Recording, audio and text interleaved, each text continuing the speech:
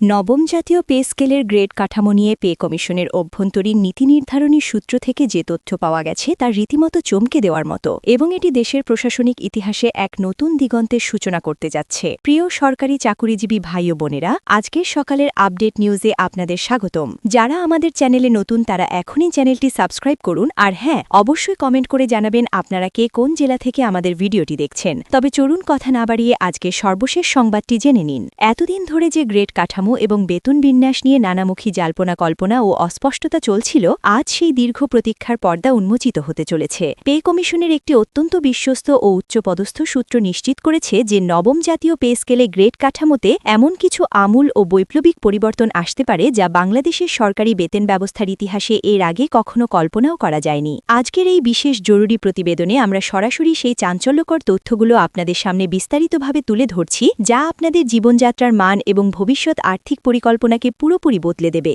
সবচেয়ে বড় এবং চমকপ্রদ যে খবরটি এসেছে সেটি হল নবম জাতীয় পে স্কেলে বর্তমানের প্রচলিত ২০টি গ্রেড কাঠামোকে পুরোপুরি ভেঙে নতুনভাবে পুনর্বিন্যাসের একটি অত্যন্ত সক্রিয় ও জোরালো প্রস্তাব পে কমিশনের টেবিলে রয়েছে। আমরা জানি যে ১৯৭৭ সালের পর থেকে এখন পর্যন্ত প্রতিটি পে স্কেলে ২০টি গ্রেডের একটি ধরাবাঁধা নিয়ম বজায় রাখা হয়েছে, কিন্তু এবার প্রথমবারের মতো এই প্রথাগত সংখ্যা পরিবর্তনের বিষয়টি সরকারের নীতি নির্ধারণী পর্যায়ে গুরুত্বের সঙ্গে আলোচিত হচ্ছে। কমিশনের একটি বিশাল অংশ মনে করছে যে বর্তমানের ২০টি গ্রেডের মধ্যে অনেকগুলো গ্রেড এমনভাবে সাজানো যেখানে বেতনের ব্যবধান এতটাই সামান্য যে সেটি কর্মচারীদের কাছে কোনো অর্থপূর্ণ আর্থিক পার্থক্য বা মানসিক সন্তুষ্টি তৈরি করে না। তাই গ্রেডগুলোকে অত্যন্ত বৈজ্ঞানিকভাবে পুনর্বিন্যাস করে প্রতিটি গ্রেডের মধ্যে একটি অর্থবহ, উল্লেখযোগ্য এবং দৃশ্যমান বেতন ব্যবধান নিশ্চিত করার পরিকল্পনা হচ্ছে। এই আমূল পরিবর্তন বাস্তবায়িত হলে প্রতিটি পদোন্নতিতে কর্মচারীরা একটি সত্যিকারের আর্থিক উন্নতি অনুভব করতে পারবেন এবং তাদের কাজের প্রতি উৎসাহ বহুগুণ বৃদ্ধি পাবে। এই মুহূর্তে সারা দেশের কর্মচারীদের মাঝে সবচেয়ে আলোচিত এবং কৌতূহলী বিষয় হল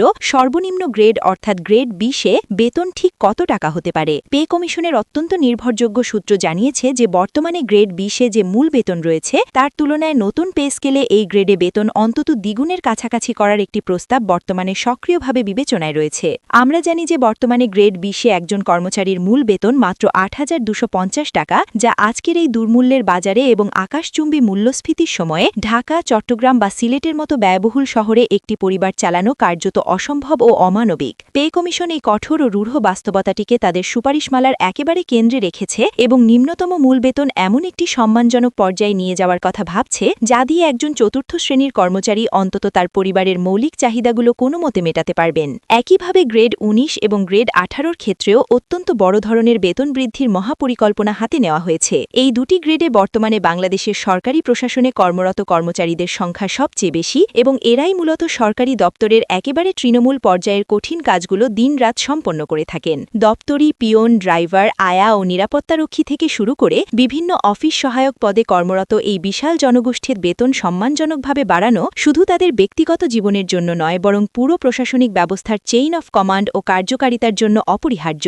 পে কমিশনের গোপন তথ্য বলছে যে এই গ্রেডগুলোতে বেতন বৃদ্ধির শতকরা হার হবে সামগ্রিকভাবে সবচেয়ে বেশি এবং আনুপাতিক হিসেবে উচ্চ গ্রেডের তুলনায় নিম্ন গ্রেডে বেতন অনেক বেশি হারে বাড়ানো হবে, যাতে সামাজিক সাম্য প্রতিষ্ঠিত হয়। গ্রেড ১৬ থেকে শুরু করে গ্রেড ১১ পর্যন্ত যে মধ্যম শ্রেণীর বিশাল কর্মচারী বাহিনী রয়েছেন তারাও এবারের নবম পে স্কেলে অভাবনীয় ও উল্লেখযোগ্য সুবিধা পেতে যাচ্ছেন। এই গ্রেডগুলোতে সাধারণত অফিস সহায়ক, কম্পিউটার অপারেটর, হিসাবরক্ষক সহায়ক, উপসহকারী কৃষি কর্মকর্তা, স্বাস্থ্য সহায়ক এবং দেশের লাখ লাখ প্রাথমিক বিদ্যালয়ের শিক্ষকরা কর্মরত আছেন। এই শ্রেণীর কর্মচারীরা তাদের উচ্চতর শিক্ষাগত যোগ্যতা এবং দাপ্তরিক দায়বদ্ধতার তুলনায় বর্তমানে যে বেতন পান সেটি কোনোভাবেই বর্তমান বাজার দরের সাথে সঙ্গতিপূর্ণ নয়। একজন স্নাতক পাশ মেধাবী কর্মচারী যদি মাসের শেষে মাত্র ১২ থেকে ১৫,০০০ টাকা মূল বেতন পান, তাহলে তার পক্ষে পরিবার নিয়ে সমাজে মাথা উঁচু করে সম্মানজনক জীবনযাপন করা কোনোভাবেই সম্ভব নয়। এই চরম অসম্মানজনক বাস্তবতা বদলানোই নতুন পে স্কেলের অন্যতম প্রধান ও পবিত্র লক্ষ্য হিসেবে নির্ধারণ করা হয়েছে।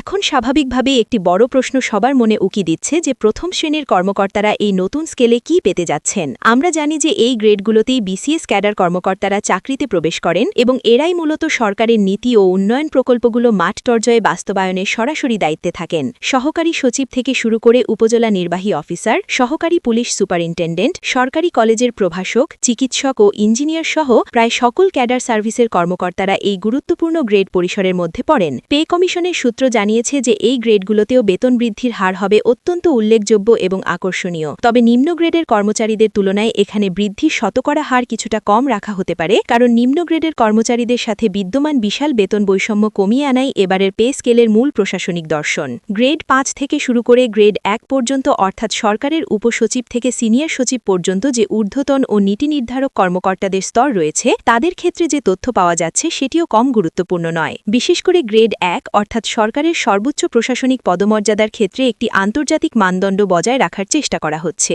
এই গ্রেডগুলোতে বর্তমানে যে বেতন কাঠামো রয়েছে, সেখানে একজন সচিবের মূল বেতন ৭৮,০০০ টাকা এবং একজন সিনিয়র সচিবের ৮২,০০০ টাকা, যা ফিক্সড বা নির্দিষ্ট।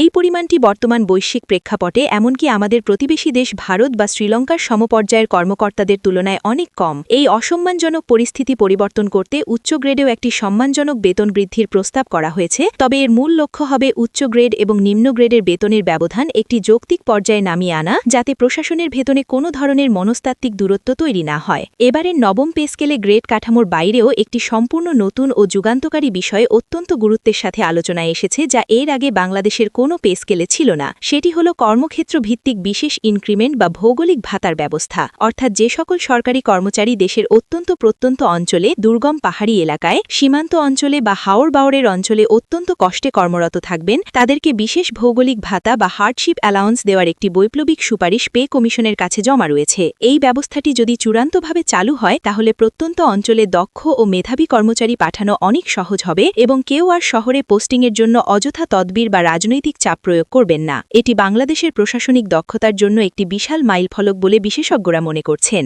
একইভাবে টেকনিক্যাল ক্যাডারের কর্মকর্তাদের জন্য একটি বিশেষ কারিগরি বেতন বা টেকনিক্যাল পেয়ের ব্যবস্থার কথা গভীরভাবে আলোচনায় রয়েছে। বর্তমানে একজন সরকারি ইঞ্জিনিয়ার বা চিকিৎসক তার সমপর্যায়ে সাধারণ প্রশাসন ক্যাডার কর্মকর্তার মতোই সাধারণ হারে বেতন পান, কিন্তু বেসরকারি খাতে বা বিদেশে একজন অভিজ্ঞ ইঞ্জিনিয়ার বা চিকিৎসকের বেতন ও কদর সরকারি বেতনের তুলনায় অনেক বেশি। এই বিশাল পার্থক্যের কারণে অনেক মেধাবী তরুণ চিকিৎসক ও প্রকৌশলী সরকারি চাকরি ছেড়ে বেসরকারি খাতে চলে যাচ্ছেন বা দেশ ত্যাগ করছেন। নবম পে স্কেলে এই সকল বিশেষায়িত বা টেকনিক্যাল পদগুলোর জন্য আলাদা বেতন কাঠামো বা অতিরিক্ত বিশেষজ্ঞ ভাতার ব্যবস্থা রাখা হলে এই মেধা পাচার রোধ করা সম্ভব হতে পারে, যা দেশের অবকাঠামো উন্নয়নে বিশাল ভূমিকা রাখবে। গ্রেড কাঠামোর সঙ্গে সরাসরি সম্পর্কিত আরেকটি অত্যন্ত গুরুত্বপূর্ণ বিষয় হল বার্ষিক ইনক্রিমেন্টের হার। বর্তমানে সরকারি চাকরিতে বার্ষিক ইনক্রিমেন্টের হার মূল বেতনের ৫%, যা ফিক্সড। এই হারটি গত কয়েক বছরের ক্রমবর্ধমান মুদ্রাস্ফীতি ও জীবনযাত্রার ব্যয়ের তুলনায় অত্যন্ত অপ্রতুল বলে প্রমাণিত হয়েছে। পে কমিশনের নীতিগত আলোচনায় এই হার ৫% থেকে বাড়িয়ে ৭ থেকে ৮% নিয়ে যাওয়ার একটি অত্যন্ত জোরালো প্রস্তাব রয়েছে। যদি এটি শেষ পর্যন্ত বাস্তবায়িত হয়, তাহলে একজন কর্মচারীর বেতন প্রতি বছর আরও বেশি হারে স্বয়ংক্রিয়ভাবে বাড়বে এবং দীর্ঘমেয়াদে তার আর্থিক নিরাপত্তা অনেক বেশি সুনিশ্চিত হবে। একই সঙ্গে নির্দিষ্ট সার্ভিস বছর পূর্ণ হওয়ার পর বিশেষ ইনক্রিমেন্টের ব্যবস্থা রাখার কথাও অত্যন্ত গুরুত্বের সাথে ভাবা হচ্ছে, যাতে পদোন্নতি বঞ্চিত কর্মচারীরাও আর্থিকভাবে মূল্যায়িত হন। গ্রেড কাঠামোতে আরেকটি সম্পূর্ণ নতুন ও সমতাভিত্তিক প্রস্তাব হল উচ্চ গ্রেড ও নিম্ন গ্রেডের বেতনের সর্বোচ্চ ও সর্বনিম্ন অনুপাত নির্ধারণ করা। বর্তমানে গ্রেড 1 এবং গ্রেড 20-এর বেতনের অনুপাত প্রায় 10 গুণেরও বেশি, যা একটি মডার্ন কল্যাণকামী রাষ্ট্রের জন্য খুব একটা ঐতিহাসিক নয়। পে কমিশনের একটি শক্তিশালী মত হল এই বিশাল অনুপাত কমিয়ে আনা উচিত। তারা মনে করছেন এই অনুপাত 7 থেকে 8 গুণের মধ্যে সীমাবদ্ধ রাখা সম্ভব হলে প্রশাসনের ভেতরে দীর্ঘদিনের যে বেতন বৈষম্য ও শ্রেণী বৈষম্য রয়েছে তা উল্লেখযোগ্যভাবে কমবে এবং সামগ্রিক কর্মপরিবেশ আরও অনুকূল ও সৌহার্দ্যপূর্ণ হবে। এই বৈপ্লবিক প্রস্তাবটি যদি চূড়ান্ত গ্যাজেটে স্থান পায়, তাহলে নিম্ন গ্রেডের কর্মচারীরা সবচেয়ে বেশি লাভবান হবেন, কারণ তাদের নিম্নতম মূল বেতন প্রত্যাশার চেয়েও বেশি বাড়বে।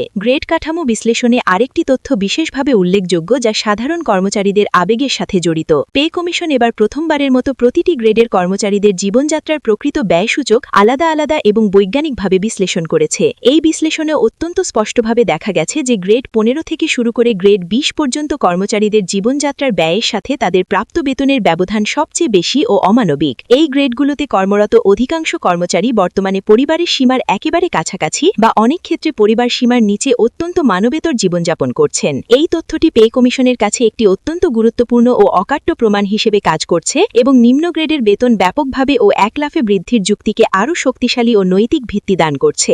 এখন স্বাভাবিকভাবে একটি বড় প্রশ্ন সবার মনে উকি দিচ্ছে যে এই বিশাল পরিবর্তনের জন্য প্রয়োজনীয় হাজার হাজার কোটি টাকার বিশাল অঙ্কের সংস্থান কিভাবে হবে। পে কমিশনের অর্থনৈতিক উপদেষ্টারা এই বিষয়ে অত্যন্ত আশাজনক তথ্য দিয়েছেন। তারা জানিয়েছেন যে নতুন পে স্কেল বাস্তবায়নে বার্ষিক যে বাড়তি ব্যয় হবে তা জাতীয় বাজেটের একটি নির্দিষ্ট ও সহনীয় শতাংশের মধ্যে সীমিত রাখা সম্ভব, বিশেষ করে যদি বর্তমান কর প্রশাসনের দক্ষতা বাড়ানো যায় এবং রাজস্ব সংগ্রহ বৃদ্ধি পায়, তাহলে নতুন পে পে স্কেলের এই ব্যয় মেটানো সরকারের জন্য মোটেও কঠিন হবে না। তারা আরও বলছেন যে সরকারি কর্মচারীদের বেতন বৃদ্ধির ফলে তাদের ক্রয় ক্ষমতা বাড়বে এবং তারা যখন বাজারে সেই অতিরিক্ত অর্থ ব্যয় করবেন তখন তার উপর থেকে ভ্যাট ও বিভিন্ন প্রত্যক্ষ ও পরোক্ষ কর হিসেবে সরকারের কাছে আবারও একটি বড় অংশ ফিরে আসবে। তাই নবম জাতীয় পে স্কেল বাস্তবায়ন আসলে সরকারি কোষাগারের জন্য একটি দীর্ঘমেয়াদী ও লাভজনক মানবিক বিনিয়োগ হিসাবেই বিবেচিত হবে। বাংলাদেশের সরকারি চাকুরিজীবীদের প্রতিটি গ্রেডের কর্মচারীরা আজ এই গোপন ও গুরুত্বপূর্ণ তথ্যগুলো জানতে পেরে নিশ্চিতভাবে উৎসাহিত ও আশাবাদী হবেন। গ্রেড 20 থেকে শুরু করে গ্রেড 1 পর্যন্ত প্রতিটি স্তরে ইতিবাচক ও সম্মানজনক পরিবর্তন আসছে,